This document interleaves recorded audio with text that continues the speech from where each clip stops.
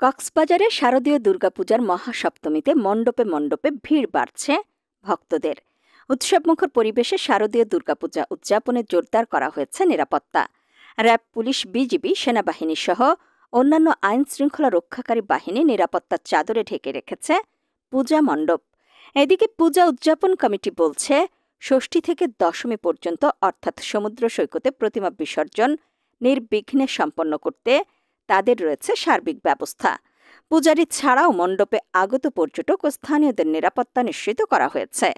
কক্সবাজারে প্রতিমা ও ঘট পূজার সংখ্যা ৩১৭টি, তার মধ্যে প্রতিমা পূজা ১৫২টি। এবারে প্রতিমার আগমন ঘটেছে গজে আর গমন হবে দোলায়। দশমীতে সমুদ্র সৈকতে প্রতিমা বিসর্জনের জন্য এরই মধ্যে রয়েছে ব্যাপক প্রস্তুতি।